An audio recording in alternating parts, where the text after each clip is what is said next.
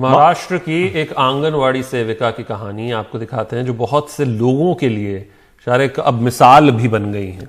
बिल्कुल, लॉकडाउन के दौरान भी अपने काम को इन्होंने बखूबी निभाया, जबकि दूर पहाड़ी इलाके में रहने वाले आदिवासियों ने कोरोना के डर से आंगनवाड़ी में आना बंद कर दिया था।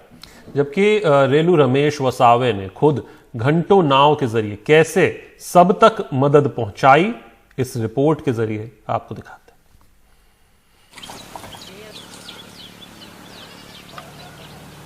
27 साल की आंगनवाड़ी सेविका रेलू रमेश वसावे चाहती तो लॉकडाउन में आदिवासियों के ना आने का बहाना बनाकर बैठ सकती थी, लेकिन ये खुद नाव लेकर निकल पड़ी सातपुड़ा की दुर्गम पहाड़ी इलाकों में बसे आदिवासियों के घरों तक, ताकि बच्चों को सरकारी पूरक पोषण आहार मिले और गर्भवती माताओं को उचित मार्गदर्शन। कोई भी लाभार्थी आहार से वंचित न रहे, इसलिए मैं खुद ही नाव में पोषक आहार लेकर जाती हूँ। कभी कभी तो जाकर वापस आने में 18 घंटे लग जाते हैं। लगातार 2 घंटे तक से नाव चलाना पड़ता है। काम कठिन है, लेकिन अपनी जिम्मेदारी निभाना है। महाराष्ट्र के नंदुरबार जिले का दुर्गम इलाका अक्कल कुआं और धड़ गांव, सातपुड़ा की पहाड़ियों में बसे कुछ बस्तियों तक जाने के लिए नर्मदा नदी पार करनी पड़ती है। यहाँ बसे आदिवासियों तक सरकारी स्वास्थ्य योजना और पूरक पोषण आहार आंगनवाड़ी के जरिए तक पहुंचाए जाते हैं, लेकिन कोरोना संक्रमण के चलते हुए लॉकडाउन में आंगनवाड़ियों की गतिविधियां बंद करनी पड़ी।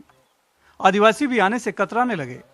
तब चिमल खेड़ी की आंगनवाड़ी सेविका रेलू वसावे ने खुद ही उन सभी तक सरकारी पोषण आहार पहुंचाने का जिम्मा उठाया।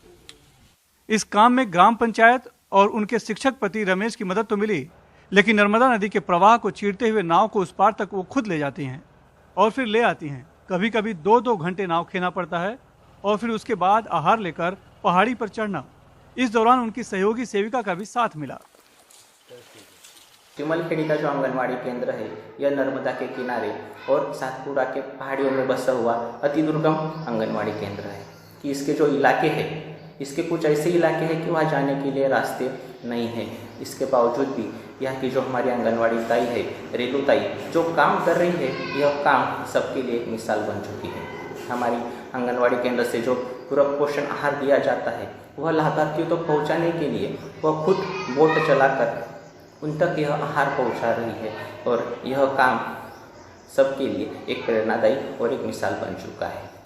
रेलू रमेश वसावे की तरह ही संगीता दिलवर भी अपने दुर्गम इलाके में इसी तरह एकात्म बाल विकास सेवा योजना के तहत समाज के सबसे गरीब और वंचित वर्गों तक मदद पहुंचा रही हैं।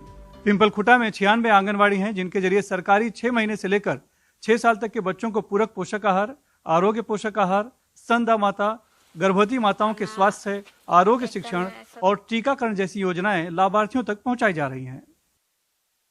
महाराष्ट्र में तकरीबन 1,08,000 आंगनवाड़ी केंद्र हैं और 2 लाख के करीब आंगनवाड़ी सेविकाएं।